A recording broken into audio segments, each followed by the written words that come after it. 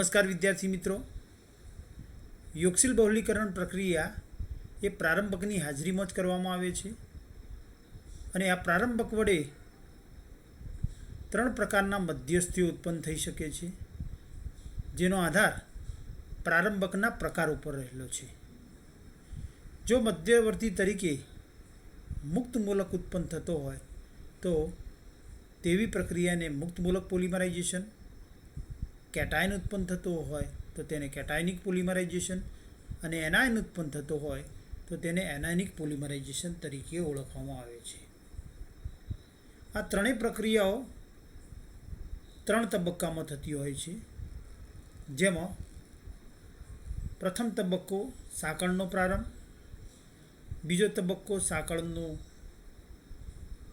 પ્રસરણ, ત્રીજો તબક્કો સાંકળનો અંત। આમ ત્રણ તબક્કા જોવા મળે છે। કેટાયનિક પોલિમરાઇઝેશનની વાત કરીએ તો ઇલેક્ટ્રોન દાતા સમૂહ ધરાવતા વિનાઇલ મોનોમરનું જ્યારે પ્રબળ લૂઇસ એસિડ જેવા કે AlCl3, TiCl4, BF3, SnCl4 વગેરે અથવા પ્રોટોનિક એસિડની હાજરીમાં કરવામાં આવે છે, ત્યારે મધ્યવર્તી તરીકે ધનભારિત કાર્બોકેશાયન ઉત્પન્ન થાય છે। પરિણામે આ પ્રકારના પોલિમરાઇઝેશનને કેટાયનિક પોલિમરાઇઝેશન તરીકે ઓળખવામાં આવે છે। અહીં દ્રાવક તરીકે પાણી અથવા મિથેનોલ ઉમેરવામાં આવે છે અને આ પ્રબળ લૂઇસ એસિડ અહીં ઉદ્દીપક તરીકે, જ્યારે પાણી અથવા એમોનિયા સહઉદ્દીપક કો-કેટાલિસ્ટ તરીકે વર્તે છે।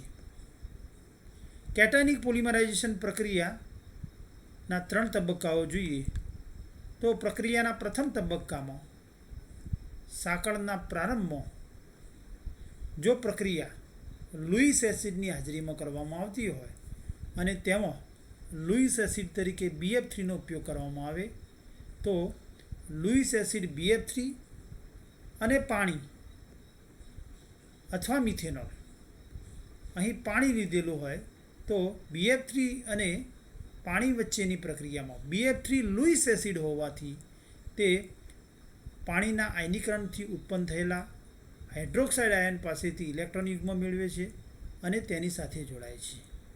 પરિણામે ઋણભારિત BF3OH માઇનસ આયન ઉત્પન્ન થાય છે અને H+ આયન તેની સાથે આકર્ષાયેલો હોય છે, એટલે કે આયન યુગ્મ ઉત્પન્ન થાય છે, જેને સરળતા ખાતર F3BOH માઇનસ H+ તરીકે દર્શાવી શકાય।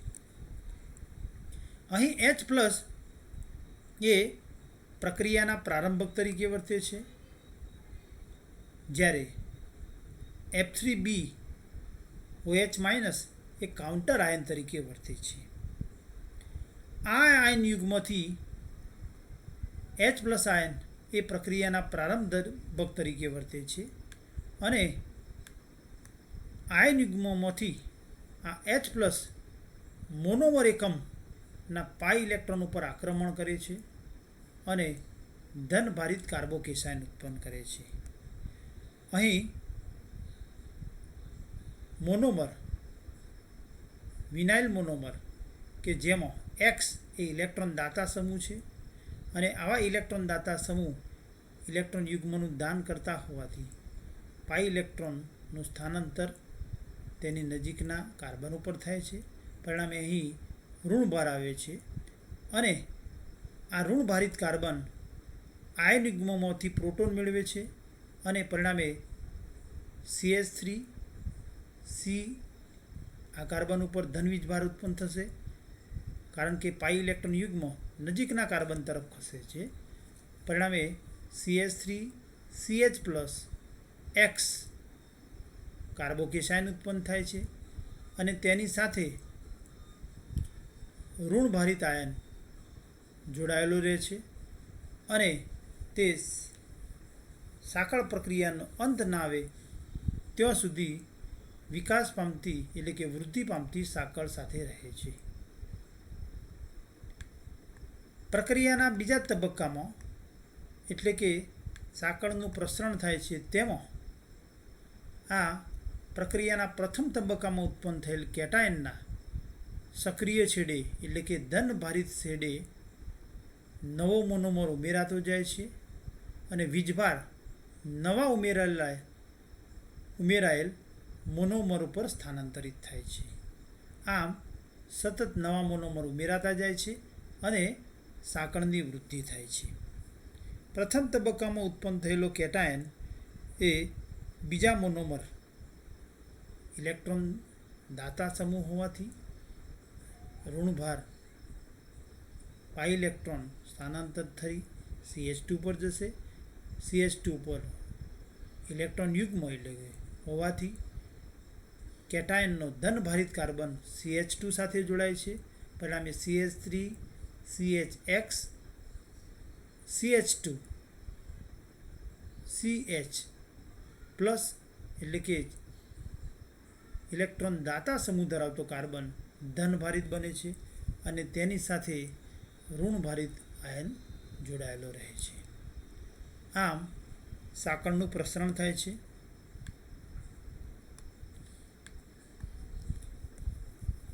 બીજો નવો મોનોમર આયન ઉમેરાય તો તે કેટાયનના સક્રિય છેડા સાથે એટલે કે ધનભારિત કાર્બન સાથે જોડાય છે અને પરિણામે CH3 CHX CH2 CH અને નવો મોનોમર ઉમેરાતો CH2 CH પ્લસ X અને ઋણભારિત આયન આકર્ષાયેલો હોય છે. આમ પોલિમર સાંકળની વૃદ્ધિ થાય છે. આમ વૃદ્ધિ પામતી પોલિમર સાંકળના પુનરાવર્તિત એકમોને તરંગિત રેખાથી દર્શાવતો વૃદ્ધિ પામતી પોલિમર સાંકળનું બંધારણ નીચે મુજબ પણ દર્શાવી શકાય, જેમાં પોલિમર સાંકળના બંને છેડે CH3 CHX અને સક્રિય છેડો દર્શાવેલ છે, જ્યારે વચ્ચેના પુનરાવર્તિત એકમોને તરંગિત રેખાથી દર્શાવેલ છે. પ્રક્રિયાના ત્રીજા તબક્કામાં વૃદ્ધિ પામતી સાંકળનો અંત આવે છે, જેમાં વૃદ્ધિ પામતી સાંકળ એટલે કે કેટાયન સાથે એનાયન ટકરાવાથી સાંકળનો અંત આવે છે. આ એનાયન એ અન્ય વૃદ્ધિ પામતી સાંકળના કાઉન્ટર આયન સાથે અથવા ડિલિબરેટેડ એનાયનમાંથી મેળવે અને નીચેની બે પ્રક્રિયાઓ પૈકી ગમે તે એક પ્રક્રિયા દ્વારા સાંકળનો અંત આવે છે, જેમાં ડીપ્રોટોનેશન.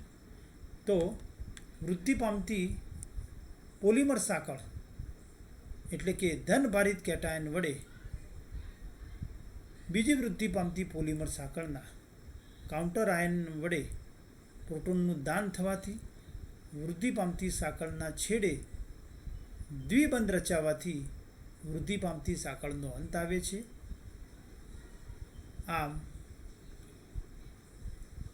વૃદ્ધિ પામતી પોલિમર સાંકળ એ ઋણભારિત આયન એટલે કે કાઉન્ટર આયનને પ્રોટોનનું દાન કરે છે અને પોતે દ્વિબંધ દ્વારા મૃત પોલિમર સાંકળમાં એટલે કે પોલિમર નિપજમાં પરિણમે છે. બીજા અર્થમાં વૃદ્ધિ પામતી પોલિમર સાંકળનો અંત આવે છે અને આયન યુગ્મ ઉત્પન્ન થાય છે. આ આયન યુગ્મ ફરીથી નવા મોનોમર ઉપર આક્રમણ કરી બીજી પોલિમર સાંકળની વૃદ્ધિ શરૂ કરે છે. સહસંયોજક બંધની ઉત્પત્તિ દ્વારા એટલે કે કપલિંગ દ્વારા સાંકળનો અંત, જેમાં પ્રક્રિયાના બીજા તબક્કામાં વૃદ્ધિ પામતી પોલિમર સાંકળ એટલે કે કાર્બોકેટાયન અને કાઉન્ટર આયન વચ્ચે સહસંયોજક બંધ રચાવાથી સાંકળનો અંત આવે છે, જેમાં વૃદ્ધિ પામતી સાંકળના ધનભારિત છેડા એટલે કે ધનભારિત કાર્બન સાથે કાઉન્ટર આયનનો OH હાઇડ્રોક્સાઇડ જોડાય છે અને BF3 લુઈસ એસિડ ઉદ્દીપક આપણને પાછો મળે છે અને વૃદ્ધિ પામતી સાંકળનો અંત આવે છે. આમ બે પ્રકારે વૃદ્ધિ પામતી સાંકળ નોંધાવી શકે છે. ઇલેક્ટ્રોન દાતા સમૂહ ધરાવતા આઇસોબ્યુટિલિન, સ્ટાયરીન, મિથાઇલ સ્ટાયરીન અને ઘણા વિનાઇલ ઇથાઇલ મોનોમરનું પોલિમરાઇઝેશન કેટાયનિક વિધિથી થાય છે. કેટાયનિક પોલિમરાઇઝેશન. કેટાયનિક પોલિમરાઇઝેશન એ એસિડની હાજરીમાં થાય છે. તેમાં H+ ધનભારિત આયન પ્રક્રિયાના પ્રારંભક તરીકે વર્તે છે અને મધ્યવર્તી તરીકે ધનભારિત કાર્બોકેટાયન ઉત્પન્ન થાય છે. એનાયનિક પોલિમરાઇઝેશનમાં ઇલેક્ટ્રોન આકર્ષક સમૂહ ધરાવતા વિનાઇલ મોનોમર વ્યુત્પન્નોનું બેઝની હાજરીમાં પોલિમરાઇઝેશન કરતો મધ્યવર્તી તરીકે ઋણભારિત કાર્બોએનાયન ઉત્પન્ન થાય છે. પરિણામે આ પ્રકારની પોલિમરાઇઝેશન પ્રક્રિયાને એનાયનિક બહુલીકરણ કહે છે. અહીં ઇલેક્ટ્રોન આકર્ષક સમૂહ ધરાવતા વિનાઇલ મોનોમર વ્યુત્પન્નોનું લુઈસ બેઝ જેવા કે કાર્બનિક આલ્કલી સંયોજનો, દાખલા તરીકે આલ્કલી ધાતુના આલ્કાઇલ અને એરાઇલ વ્યુત્પન્નો જેવા કે butyl lithium, C4H9 Li, triphenyl methyl potassium અને ઇથાઇલ સોડિયમ, આલ્કલી ધાતુના ઓક્સાઇડ, એમાઇડ અને હાઇડ્રોક્સાઇડ વગેરે ઇનિશિએટરની હાજરીમાં બહુલીકરણ કરવામાં આવે છે. એનાયનિક પોલિમરાઇઝેશન પ્રક્રિયા નીચેના 3 તબક્કાઓમાં પૂર્ણ થાય છે, જેમાં પ્રક્રિયાનો પ્રથમ તબક્કો સાંકળનો પ્રારંભ. પ્રક્રિયાના પ્રથમ તબક્કામાં તટસ્થ લુઈસ બેઝ અથવા ઋણભારિત બેઝ અથવા લુઈસ બેઝ કેન્દ્રાનુરાગી મોનોમરના પાયબંધ ઉપર આક્રમણ કરી ઋણભારિત એનાયન ઉત્પન્ન કરે છે.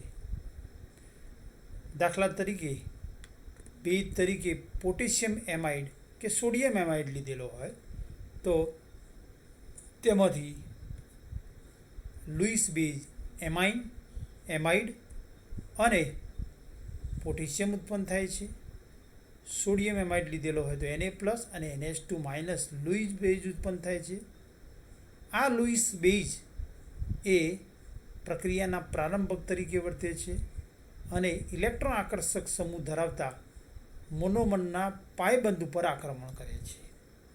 ઇલેક્ટ્રોન આકર્ષક સમૂહ ધરાવતો મોનોમરમાં ઇલેક્ટ્રોન આકર્ષક સમૂહ ધરાવતા તરફ ઇલેક્ટ્રોનનું ખેંચાણ થતું હોવાથી એટલે ઇલેક્ટ્રોન આકર્ષાતા હોવાથી તેનો નજીકનો કાર્બન ધનભારિત બને છે. પરિણામે પાઈ ઇલેક્ટ્રોનનું ડિલોકલાઇઝેશન નજીકના કાર્બન ઉપર થાય છે, ધનભારિત કાર્બન ઉપર, અને પરિણામે છેડાનો કાર્બન એટલે કે ઇલેક્ટ્રોન આકર્ષક સમૂહ ધરાવતા કાર્બનની નજીકનો કાર્બન એ ધનભારિત બને છે અને ઋણભારિત એમાઇડ એ ઇલેક્ટ્રોન યુગ્મનું દાન કરી અને તેની સાથે જોડાય છે અને પરિણામે ઋણભારિત કાર્બએનાયન ઉત્પન્ન થાય છે. આમ બેઝ વડે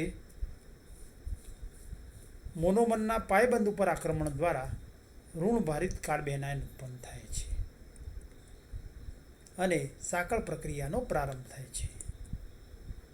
પ્રક્રિયાના બીજા તબક્કામાં સાંકળનું પ્રસરણ થાય છે, જેમાં પ્રક્રિયાના પ્રથમ તબક્કામાં ઉત્પન્ન થયેલ એનાયન એ બીજા મોનોમર એકમના પાયબંધ ઉપર આક્રમણ કરે છે અને ત્યારબાદ સાંકળનું પ્રસરણ થાય છે, જેમાં એનાયન પાઈ ઇલેક્ટ્રોનને છેડા તરફ ધકેલે છે અને નવા મોનોમર એકમ સાથે સિગ્મા બંધથી જોડાય છે. ઇલેક્ટ્રોન આકર્ષક સમૂહ હોવાથી પાઈ ઇલેક્ટ્રોનનું ડિલોકલાઇઝેશન આ બાજુ થાય છે અને આ નજીકનો કાર્બન ધનભારિત બને છે અને કાર્બેનાયનનો ઋણભારિત કાર્બન ધનભારિત કાર્બનને ઇલેક્ટ્રોનનું દાન કરી અને મોનોમર સાથે જોડાય છે અને મોનોમર સાંકળની વૃદ્ધિ થયા કરે છે. આમ વૃદ્ધિ પામતી સાંકળના સક્રિય છેડે મોનોમરના એકમો ઉમેરાતા જાય છે અને સાંકળની લંબાઈમાં વધારો થયા કરે છે. જો એનાયન સાથે એન મોનોમર એકમો જોડાય તો વૃદ્ધિ પામતી સાંકળનું બંધારણ નીચે મુજબ થશે: NH2 અને પુનરાવર્તિત એકમો CH2CHX N CH2CHX અને ઋણભારિત કાર્બન એટલે કે કાર્બેનાયન. આ વૃદ્ધિ પામતી પોલિમર સાંકળના પુનરાવર્તિત ભાગને તરંગિત રેખાથી દર્શાવવામાં આવે તો તેનું બંધારણ આ મુજબ પણ દર્શાવી શકાય: NH2 તરંગિત રેખા, CH2CHX અને ઋણભારિત કાર્બન. આમ પ્રક્રિયાના બીજા તબક્કામાં પોલિમર સાંકળની વૃદ્ધિ થાય છે.